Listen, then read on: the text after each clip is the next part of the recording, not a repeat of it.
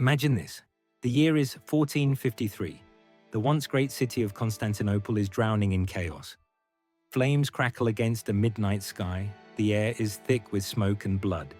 Inside the majestic Hagia Sophia, thousands of people huddle together, praying desperately under the massive domed ceiling.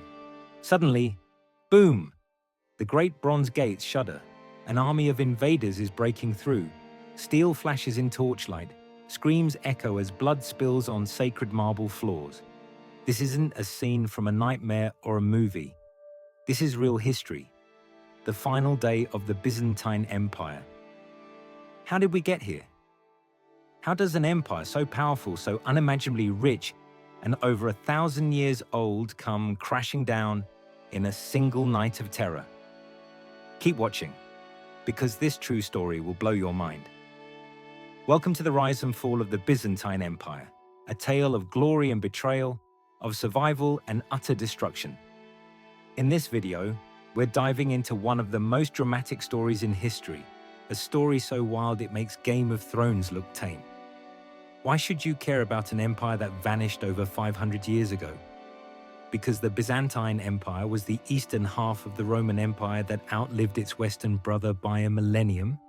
It guarded Western civilization's treasures through the Dark Ages and shaped the world we live in today.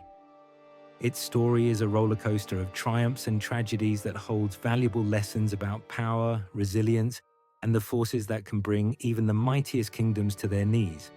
So get ready for a dark and thrilling journey through time, one that might just change how you see the world and teach you lessons about how empires, and maybe even modern powers, rise and fall. Our story begins in the year 330 AD. The Roman Emperor Constantine the Great makes a bold move. He picks an ancient Greek town called Byzantium and transforms it into a dazzling new capital for the Roman Empire. He names it Constantinople, the city of Constantine. Little does he know, this city will become the beating heart of an empire that lasts over 1,000 years. As the Western Roman Empire crumbles under barbarian invasions, Constantinople stands strong. It's in the perfect spot, right between Europe and Asia, controlling vital trade routes and protected by the sea on 3 sides. The city grows rich beyond belief. Spices, silks, gold, and jewels flow through its markets. By the 6th century, Constantinople is possibly the largest city in the world, a buzzing metropolis of maybe 500,000 people. Its skyline is dominated by glittering domes and palaces. Foreign visitors gape in awe at the Hagia Sophia, the grandest church on the planet, with a dome so huge and seemingly weightless that many believe it's held up by divine power. Emperors walk its halls in robes dyed royal purple, dripping with gems. The Byzantine Empire, which is what we call these Eastern Romans, truly believes it is the rightful heir of Rome, the last light of civilization in a darkening world. And for centuries it was. But this empire's story is just getting started. Yet even in its golden age, danger is always lurking. Enemies surround the empire on all sides. Persians to the east, barbarians to the north, and eventually a new foe, Arab Muslim armies, rising in the south. But the Byzantines have something no one else has: genius engineering and hardcore defenses. The capital is wrapped in the Theodosian walls, a triple layer of fortifications so thick and strong that they shrug off battering rams and siege towers like toys. These walls are legendary. For 900 years, no invader can breach them by force. The city is practically a fortress. And if that wasn't enough, the Byzantines unleash a secret superweapon that terrifies their enemies: Greek fire. Think of it like ancient napalm or a medieval flamethrower. It's a liquid concoction, the exact recipe lost to time, that burns even on water. Yes, you heard that right. It burns on water. When the empire's enemies attack by sea, Byzantine ships blast out jets of liquid flame that stick to ships and turn them into floating infernos. Imagine being an enemy sailor watching in horror as fire races across the waves straight at you. There's no escape. Greek fire incinerates fleets and defenders hurl it down from the walls against siege engines. It's absolute nightmare fuel, and it saves Constantinople more than once. Thanks to their walls, their cunning, and a bit of fiery mad science, the Byzantine Empire cheats death time after time. But survival often comes at a cost. And inside those golden city walls, trouble is brewing. Fast forward to the 6th century, the reign of Emperor Justinian the Great. This is Byzantium's golden age. Justinian is ambitious. He's not satisfied being just an Eastern Roman emperor. He wants to recreate the old Roman Empire's glory. His armies, led by the brilliant general Belisarius, march out to reconquer lost lands. They smash the Vandal kingdom in North Africa, reclaim Italy from the Ostrogoths, even take a chunk of Spain. For a moment, it looks like the Roman Empire is rising from the ashes, reunited at last. Justinian builds the Hagia Sophia during this time, in just 5 years after a previous church was burned down. This new cathedral is so magnificent that people say it must have been built by angels. Everything seems to be going Justinian's way, until it all spirals into chaos. In 532 AD, just a few years after those victories, Constantinople itself explodes in violence. The infamous Nika Riots. It starts at the Hippodrome, the huge chariot racing stadium.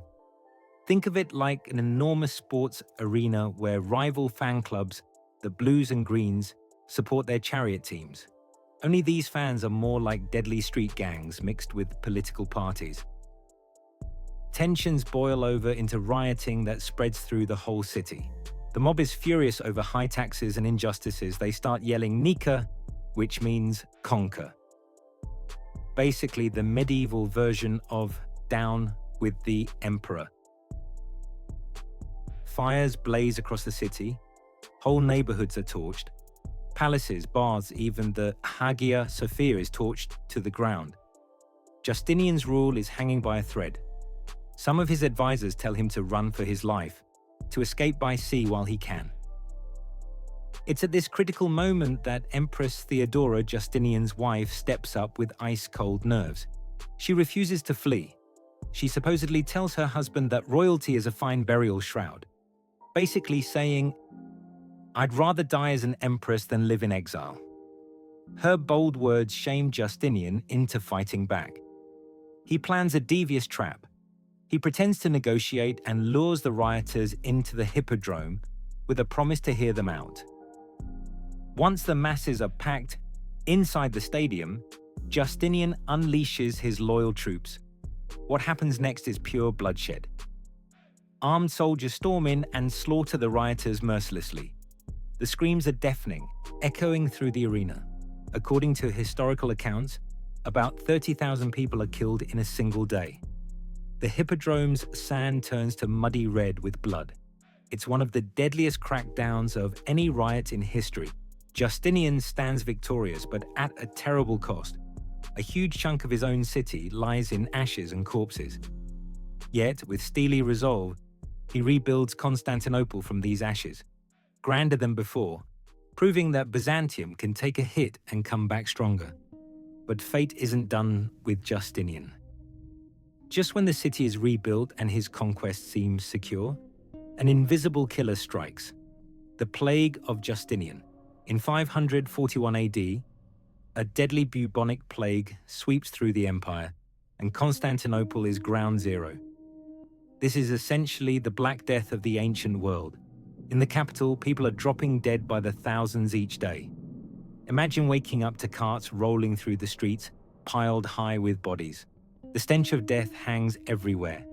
The chroniclers say at the peak of the plague, 5,000 to 10,000 people died every single day in Constantinople alone. There weren't enough living to bury the dead. Overwhelmed, they stacked bodies in the open or stuffed them inside empty buildings and towers. The entire city reeks of decay and despair. Emperor Justinian himself catches the disease. He's feverish, delirious, on the brink of death.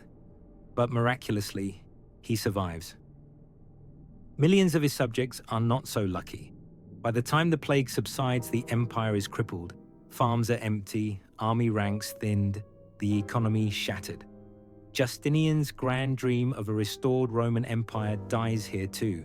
The reconquered lands in the west are too costly to hold onto with so many gone. The Byzantines have learned a harsh lesson. Even the greatest of emperors is not all-powerful against Mother Nature. Still, the empire endures. It always does, battered but alive. The next few centuries are a wild ride of ups and downs. The Byzantines fight war after war, Persians, Arabs, Bulgars, Avars, you name it. In the 7th and 8th centuries, wave after wave of Arab armies from the new Islamic Caliphate crash against Constantinople's walls. The city barely survives 2 massive sieges. At one point, the Arabs surround Constantinople by land and sea for over a year, determined to starve it out. It's a fight to the death, cross or crescent.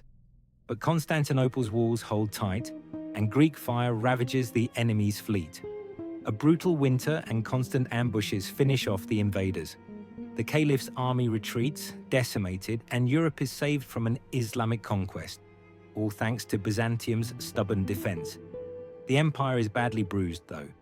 Many of its richest provinces, Egypt, Syria, the Holy Land, are lost to the Caliphate forever.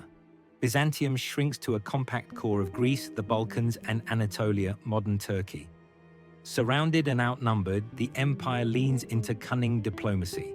Emperors pay tributes, forge shaky alliances, and play their enemies against each other like pieces on a chessboard. In the imperial palace, intrigue becomes an art form. Court politics in Constantinople are cutthroat. Scheming ministers, poisonings, blindings, and usurpations happen with disturbing frequency. Emperors lose their thrones and often their eyes, or lives to their own family members. Fun fact, blinding a rival becomes the Byzantine coup method of choice because it's seen as more merciful than execution, and usually made a man ineligible to rule. But it was not always merciful. Some victims had hundreds of prisoners blinded at once, or the blinding done so brutally, they died of trauma. Despite all this backstabbing, the empire persists. It's like a candle in a storm, flickering but not extinguished. By the 10th century, Byzantium surges into another golden age. The empire fights back hard against its enemies. Under the mighty Emperor Basil II, the empire reaches its last great peak of power. Basil II reigned 976 to 1025, is a tough-as-nails soldier emperor, spending most of his life on campaign expanding the frontiers. He crushes the Bulgarians so completely that he earns the nickname Bulgar Slayer, and he does something truly nightmarish to cement that title. After winning the Battle of Clydion in 1014, Basil captures thousands of Bulgarian soldiers. Some accounts say as many as 15,000, but he doesn't execute them. Oh no, his revenge is far more cruel. Basil orders the mass blinding of almost all these prisoners. For every 100 men, he leaves one man with one eye intact, so that person can lead the other 99 back home, stumbling blindly through the mountains. Just picture that. An entire defeated army, thousands of men trudging helplessly in darkness, guided by a few one-eyed comrades. When the Bulgarian Tsar Samuel sees his returning soldiers, this sea of bandaged empty eyes, he reportedly has a heart attack from shock and grief, and dies. Basil II's message to the world is clear. The Byzantine Empire is not to be messed with.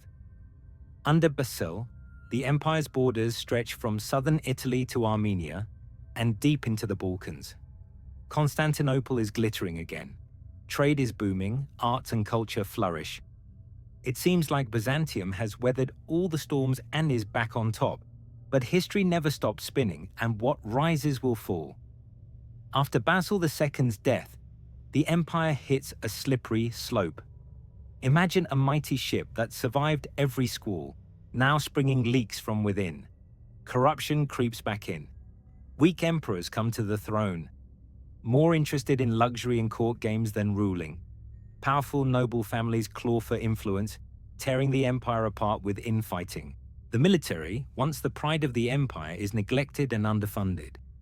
Incompetent generals lose battles that should have been easy wins. And then, in 1071, a catastrophe strikes that shakes Byzantium to its core, the Battle of Manzikert. Emperor Romanos IV leads a large army to face the Seljuk Turks in the east. He's confident, maybe overconfident. But through a mix of poor planning and, yes, betrayal, one of his own generals abandoned him in the heat of battle. The Byzantine army is annihilated by the Turks. Romanos IV is captured and humiliated by the Seljuk Sultan. When Romanos is eventually released and returns home, things get even darker. He finds no welcome. In his absence, a usurper has seized the throne. Romanos is arrested, and in classic Byzantine fashion, they blind the defeated emperor so viciously that he soon dies from his wounds. It's a gruesome end that symbolizes the empire's dire straits. After Manzikert, the Turks overrun most of Anatolia, the empire's heartlands practically carved away. Think about that. In just a few years, Byzantium loses the rural base that supplied its food, tax revenue, and soldiers. The empire is suddenly half the size it was and reeling from the blow. Desperate times call for desperate measures. The Byzantines, now pushed to the brink, turn to Western Europe for help. They need knights and armies to push back the Muslim Turks. Thus begins the era of the Crusades. At first, this seems like a lifeline. Western European warriors, the First Crusade in the 1090s, do come east and help drive back the Turks a bit, recapturing some territory, although they keep much of it for themselves as new Crusader states, a mixed blessing for Byzantium. But the cultural gap between the Orthodox Christian Byzantines and the Catholic Latin Crusaders is huge. There's mistrust, envy, and arrogance on both sides. Tensions simmer under the surface, even as they fight a common enemy. Over the next century, those tensions explode in an event so shocking, so utterly destructive that it makes all earlier betrayals pale. Now brace yourself, because this is one of history's biggest plot twists.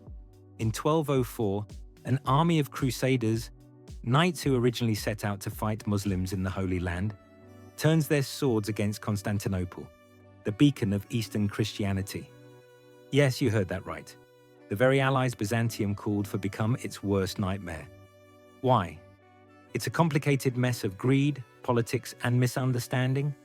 The short version: a deposed Byzantine prince makes a deal with crusaders to help him seize the throne, promising riches he can't pay. When things go sour, the crusaders, camped outside Constantinople, decide to take payment by force. They attack the city in April 1204. The defenders, weakened by internal strife, can't hold them back. The unthinkable happens. Constantinople falls to Christian invaders. What follows is 3 days of absolute horror and devastation. The Crusaders go on a rampage that even their enemies hadn't accomplished in 900 years. Picture the scene. Latin knights pouring through the streets of Constantinople, drunk on victory and hungry for loot. They smash their way into churches, monasteries, and palaces.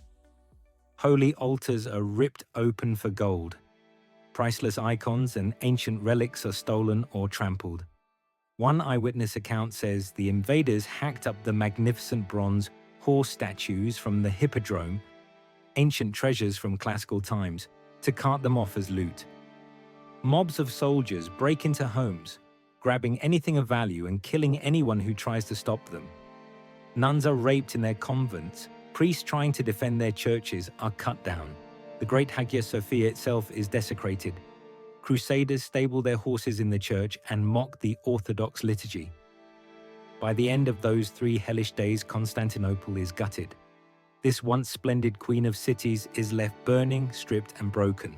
One Western chronicler, overcome by the destruction wrought by his fellow Crusaders, admitted with shame that no pagan army could have done worse to the Christian city. The Byzantine Empire is shattered into pieces, literally. After 1204, the empire fractures. The Crusaders carve out a new Latin empire in Constantinople and feudal states in Greece. Various Byzantine aristocrats flee and set up splinter states in exile in places like Nicaea, Epirus, and Trebizond, each claiming to be the rightful continuation of the empire. It seems like Byzantium is finished, and yet the flame refuses to die. The Byzantine exiles in Nicaea, what is now northwestern Turkey, regroup. They hold on for decades, slowly reconquering chunks of territory from the Crusader regimes. In 1261, in a daring stroke, the Byzantine forces from Nicaea managed to retake Constantinople while the Latin occupiers are away on a campaign. When the Greek soldiers slipped into the city and raised the imperial flag once more, it was like a ghost returning from the grave. The Byzantine Empire is reborn, but make no mistake, it's a shadow of its former self. The city they recapture is devastated and largely empty. Its population had dwindled, maybe to 50,000 or so. The countryside is ruined. The new ruling dynasty, the Palaiologos family, patch up the city as best they can, but they don't have the resources or manpower to restore its old glory. The restored Byzantium is basically a tiny kingdom clinging to life. Over the next 2 centuries, the empire continues to shrink, squeezed by new powers rising around it. In the Balkans to the west, aggressive new kingdoms like Serbia are taking territory, and to the east, an even more ominous force is growing, the Ottoman Turks. By the 1400s, the Ottomans have conquered all the other Turkish states and much of the Balkans. The Byzantines are left with little more than Constantinople and a few scraps of Greece. The once great empire is now literally just a city-state with a few islands. Still, the walls of Constantinople stand tall, and the Byzantines hope against hope that those walls, which had stood for 1,000 years, will save them as they always had before. Now we come full circle to that fateful spring of 1453, the final siege of Constantinople. Sultan Mehmed II of the Ottoman Empire, only 21 years old and utterly determined to claim the ancient city, arrives with an army of unimaginable size. Contemporary reports speak of 80,000 or even 100,000 Ottoman soldiers. Some sources say even more, surrounding Constantinople, which is defended by perhaps 7,000 desperate Byzantines and a few hundred foreign allies. The Ottomans bring something new that tilts the odds: massive cannons capable of smashing the city's once invincible walls. One cannon in particular is a monster called the Basilica, built by a Hungarian cannon founder named Orban. It can fire huge stone balls weighing hundreds of pounds, and when it goes off, the sound is like thunder, audible miles away. In early April, the siege begins. The Ottoman cannons pound the walls day after day, creating cracks in the ancient stones. The Byzantines scramble each night to shore up the breaches with whatever they can: rubble, wood, barrels of earth. The city is completely cut off. As week after week passes, food and hope start running low. Still, the defenders refuse to surrender. Inside the city, the Emperor Constantine the 11th Palaiologos, the last Byzantine emperor, leads from the front. This guy knows he probably won't make it out alive, but he stands shoulder to shoulder with soldiers on the battlements, inspiring everyone to keep fighting. The Ottomans launch wave after wave of assaults under cover of darkness, and each time the Byzantines barely push them back. The people pray fervently in Hagia Sophia for a miracle, for angels to save the new Rome, as some prophecy suggested. Morale rises and falls like a roller coaster. At one point, the defenders manage a lucky shot and sink an Ottoman flagship in the harbor, giving a brief flash of hope. But the Ottoman tide is relentless. Mehmed II is obsessed with taking the city. He even has his ships dragged overland around the Great Chain blocking the harbor to surprise the Byzantines from the rear. The siege tightens day by day. Finally, in the pre-dawn hours of May 29th, 1453, Mehmed unleashes a final all-out assault. This is it. Do or die. Waves of troops charge the walls. First the expendable Bashi bazooka regulars, then Anatolian soldiers, and finally the elite Janissaries. The defenders are beyond exhausted, having fought for nearly 2 months straight. Ottoman cannons had blasted a huge section of the wall near the Saint, Romanos Gate, to rubble. At that broken section, the attackers pour in and bloody hand-to-hand fighting erupts on top of the debris of the walls. Amid this chaos, the brave Genoese commander Giustiniani, who had been leading the defense, is gravely wounded and carried off. His men panic and start to retreat. The defense wavers. At the same time, a small postern gate, the Kerkopporta, is, according to some accounts, accidentally left open or lightly guarded. Suddenly, Ottoman soldiers exploit it and flood into the city from behind. It's the tipping point. The defense crumbles into a rout. Emperor Constantine XI, seeing the walls lost, makes his final decision. He throws off his imperial purple cloak to avoid capture and, with his sword drawn, charges into the onrushing enemy. Side by side with his remaining men, he disappears in the fury of battle, fighting to the death. The last Roman emperor dies as his city falls. A dramatic, tragic end to an epic story. With the defenses broken, the Ottoman army spills into Constantinople and all hell breaks loose. Remember the terrifying scene we opened with? Now it's happening in full force. The victors spread out to seize their prize. According to tradition, they are allowed 3 days of plunder as reward. They show no mercy. Church bells ring frantically as people run through the streets in a panic, trying to escape or hide. It's all in vain. By midday, plumes of smoke rise everywhere, and the streets run red. The Ottomans loot anything of value: treasure, jewelry, gold, silks. Soldiers break into homes and drag families out. Anyone resisting is cut down.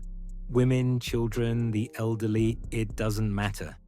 Thousands are killed or enslaved. Heartbreakingly, many of the civilians, men, women, and children, had crowded into Hagia Sophia, believing it to be a sacred sanctuary. Now those massive doors are shattered open. Ottoman soldiers rush in, swords drawn. The magnificent cathedral that had stood for nearly 1,000 years becomes a slaughterhouse. Some people are killed on the spot. Others are chained up, their eyes full of tears, about to be sold off as slaves. The grand church's marble floor is stained with blood and littered with bodies. Witnesses say the Ottomans ripped down the Great Cross and tore silken tapestries. Thousands of survivors, perhaps 30,000 or more, are taken captive in these few days, destined for the slave markets. The proud city of Constantinople, which for centuries was the richest and most splendid in the world, is now a smoldering ruin filled with wails of sorrow. On the third day, Sultan Mehmed II enters the city in triumph. He's actually impressed and a bit saddened by the destruction, especially of the Hagia Sophia. He reportedly murmurs a poetic line about the vanity of conquest as he sees the ruin. But the conquest is done. He's earned the title Mehmed the Conqueror. The Byzantine Empire is no more. All that's left of it are memories and a few refugees who escaped to the west. The fall of Constantinople sends shockwaves around the world. For Europeans, it's the end of the Middle Ages. Their eastern bulwark is gone. Many Greek scholars flee west to Italy, bringing ancient manuscripts with them, which helps spark the Renaissance. For the Ottomans, it's the birth of a mighty empire with Istanbul, their new name for Constantinople, at its center. But for our story, it's the end of a legend. The new Rome had fallen. So what can we learn from the rise and fall of the Byzantine Empire? First, it's a story of incredible resilience. An empire that refused to die again and again, surviving disasters that would have finished others. It's a tale of innovation, from engineering marvels to secret weapons, and of cultural brilliance, preserving knowledge and art through the dark ages. But it's also a cautionary tale. In the end, no empire is invincible. The Byzantines were ultimately brought down by a mix of internal weakness, greedy rulers, civil wars, short-sighted politics, and relentless external pressures. Even the strongest walls in the world couldn't save an empire that was hollowed out from within.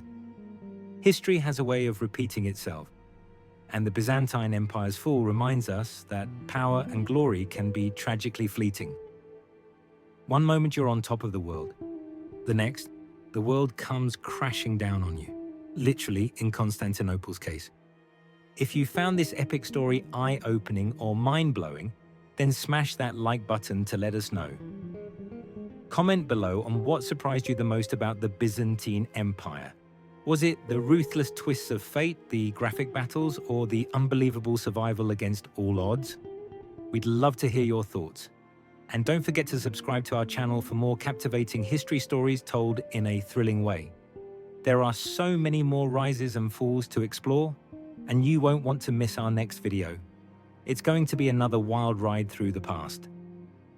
Thank you for watching till the end.